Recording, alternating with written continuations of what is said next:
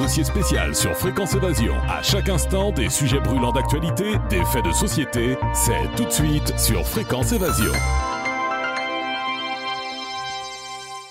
Dans quelques instants, dossier spécial. L'invité aujourd'hui, Pierre Hilard, pour son livre « L'Atlas du mondialisme » aux éditions Retour aux sources. À tout de suite.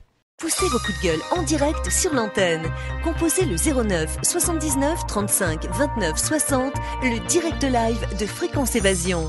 Vos messages seront diffusés chaque jour sur l'antenne. La crise, le pouvoir d'achat, le gouvernement et tout autre sujet d'actualité, c'est la libre antenne sur Fréquence Évasion 09 79 35 29 60. Coût d'un appel local est gratuit depuis une ligne internet. Fréquence Évasion. Fréquence Évasion. Pierre Hilard, bonjour, merci d'être avec nous. Bonjour. Alors nous nous retrouvons pour la seconde fois pour votre livre « Atlas du mondialisme » aux éditions Retour aux sources. Qu'avez-vous apporté et ajouté par rapport à vos précédents ouvrages? Alors, beaucoup de choses inédites. J'ai souhaité faire un atlas du mondialisme et pas de la mondialisation. Parce que la mondialisation, ce ne sont que des échanges de biens, de personnes, d'idées, en fonction des critères matériels. J'ai voulu faire un atlas du mondialisme qui explique les idées qui déterminent la tournure d'esprit des hommes et des sociétés et les conséquences matérielles. Et donc, j'ai brossé un cadre général qui concerne l'Europe, qui concerne le monde anglo-saxon, qui concerne l'évolution de ces pays en fonction de référents religieux et philosophiques. Et le cœur du sujet a consisté à expliquer le rôle du judaïsme talmudique, plus exactement le judaïsme avant le Christ et le nouveau judaïsme qui n'a rien à voir après le Christ avec le Talmud, Mishnah, Gemara, etc. en opposition avec le catholicisme et de montrer les conséquences politiques et religieuses avec des répercussions comme par exemple, je cite 1492, l'expulsion des Juifs d'Espagne, avec la Renaissance, la Réforme, 1789, le 19e siècle avec la montée en puissance de la haute finance juive avec les Rothschild, la révolution bolchevique, j'ai oublié évidemment Napoléon Ier, mais qui a joué un grand rôle aussi, enfin il y a eu un impact, l'aspect aussi nazi jusqu'à notre époque. Alors vous dites qu'il va se produire une bascule dans peu de temps. Selon vous, à quoi devons-nous nous attendre, positif ou négatif pour le peuple? Alors la bascule, voyez-vous, j'ai mis en épigraphe pour le livre « Les temps sont mûrs », les phrases courtes. J'ai souhaité mettre cela parce que la finalité c'est quoi? L'Atlas du mondialisme a pour objectif de montrer que la finalité c'est un gouvernement mondial, une monnaie mondiale, une religion mondiale. Et on y arrive. Mais pour atteindre cet idéal, et je mets des guillemets parce que c'est pas le mien en tout cas, l'objectif étant donc un gouvernement mondial, une monnaie mondiale, une religion mondiale, cela passe d'abord par une zone transitoire, violente, brutale, qui se traduit par des guerres, par des crises économiques. Et en fait, ce que je vous dis là, ça correspond exactement aux écrits et aux explications apportées par le grand spécialiste du judaïsme, sur lequel je me suis appuyé, c'est Gershom Scholem, qui est la grande référence et qui montre bien que les fameuses souffrances de l'enfantement, c'est l'expression utilisée, pour passer d'un état à une étape supérieure, ça passe par des guerres et des moments violents et des crises économiques, financières. Et on s'en rapproche de plus en plus. Ce que je ne peux pas vous dire, évidemment, c'est la vitesse d'exécution, mais un peu comme un goulot d'étranglement, on s'en rapproche. Voyez-vous, ce genre de choses, cette bascule, je l'ai annoncé il y a des années, en n'étant pas en mesure, évidemment, de donner une date, ça m'arrangerait, mais de montrer que l'objectif, c'est de passer d'une étape à un autre monde, et on vit actuellement dans une situation financière absolument catastrophique, avec des bulles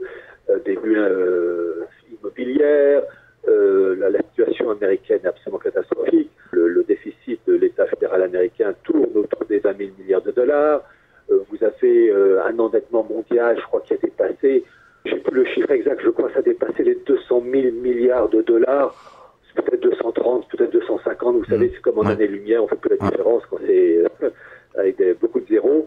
Et puis vous avez tous les événements au Proche-Orient et en Asie, et vous avez une bagarre, c'est ce que j'ai essayé d'expliquer dans le livre, une bagarre en fait entre clans juifs. Ouais.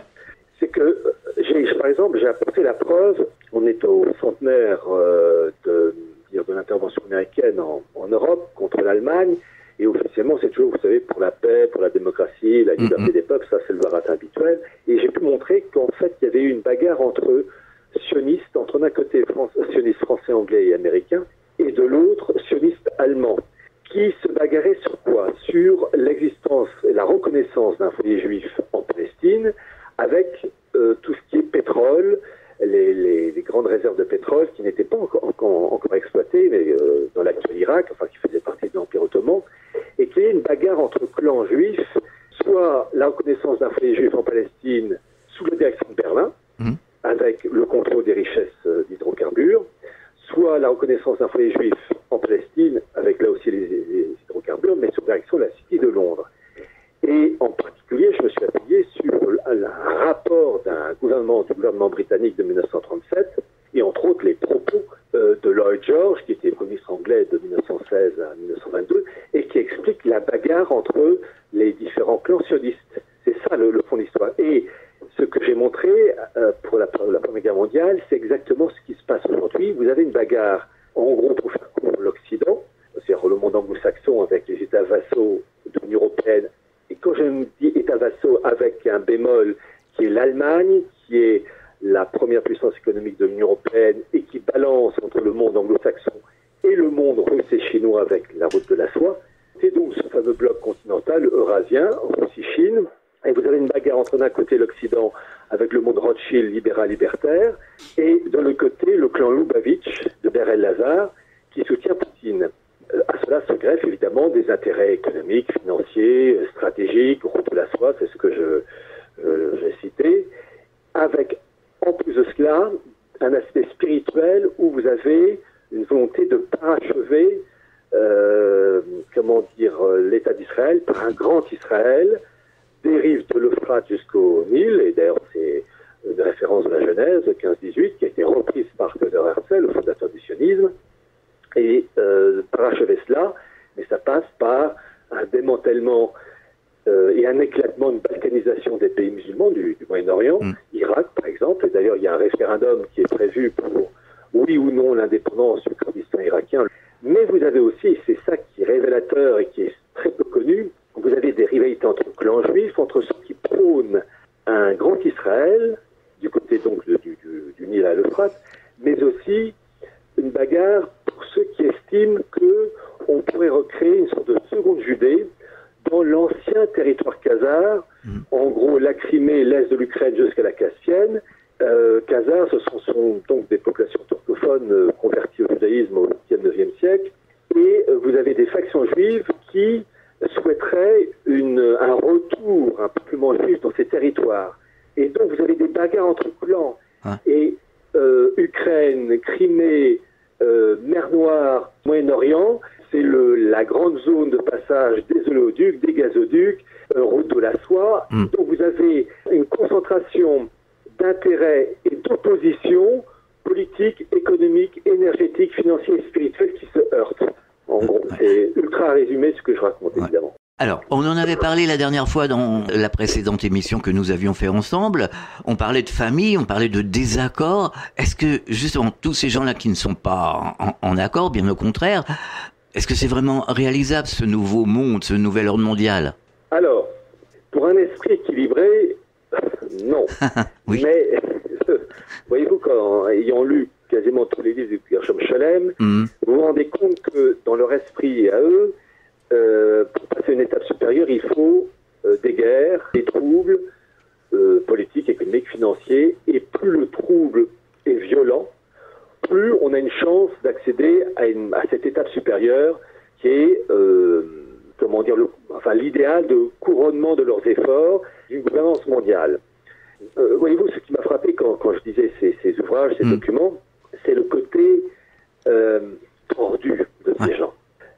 quand ils vous parlent de brisure des vases, aussi de leur expression, brisure des vases, des kélipotes. Les kélipotes, ce sont les impuretés contraires à l'idéal rabbinique.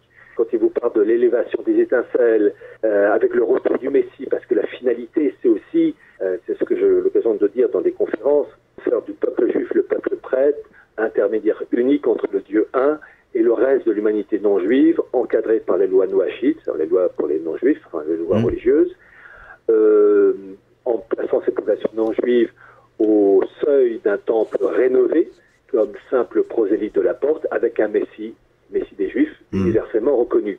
C'est ça la finalité. Donc ça passe en particulier par la restauration du temple. Et le problème, c'est qu'il y a la fameuse mosquée Al-Aqsa qui gêne légèrement, si je puis dire. Et donc voilà, vous avez donc des rivalités internes, des problèmes. Et quand je disais un gouvernement, une religion, une monnaie, vous avez dans ce mondialisme deux branches, deux courants qui s'opposent. Le mondialisme unilatéraliste, qui est cette volonté d'établir une hégémonie anglo-saxonne aux dépens des autres pays et blocs continentaux. Ça, c'était défendu par les administrations Bush, Obama, etc. Là, vous avez une faction juive qui soutient ce rôle-là, avec l'EPAC, par exemple.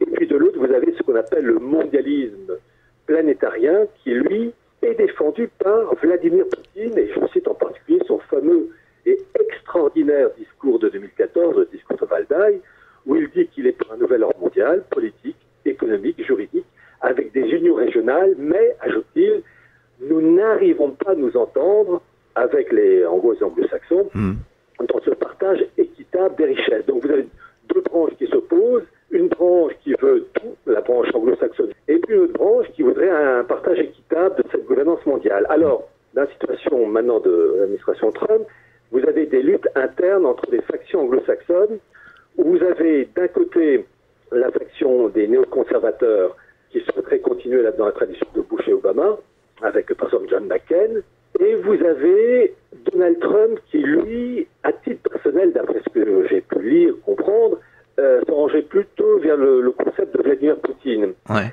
Et d'ailleurs, Trump disait qu'il était à la fois nationaliste et globaliste. Ah, comment c'est possible ça ? Alors, en fait, il y a une branche mondialiste qui souhaiterait, et Trump semblerait se ranger de ce côté-là, organiser un bloc nord-américain suffisamment puissant pour peser assez lourd dans la gouvernance mondiale, sans pour autant imposer ses vues. Chose que les néoconservateurs américains, qui sont d'ailleurs pour la plupart d'origine juive, je rappelle, tous les Wolfowitz, Richard Pearl, d'autres membres parmi les néoconservateurs, eux, ils voudraient imposer leur vue à tout le monde. En fait, vous avez une bagarre entre les factions oligarchiques, entre ces deux factions mondialistes, unilatéralistes et planétariennes, et tout le problème réside dans le partage des intérêts de chaque faction oligarchique, partage, réglage et hiérarchisation des intérêts. Et pour le moment, ils ne s'entendent pas. Vous savez, moi je dis toujours que le mondialisme, c'est un enfer divisé contre lui-même. Voilà. Pierre Hillard, on marque une pause, on revient dans quelques instants. Fréquence Évasion Radio.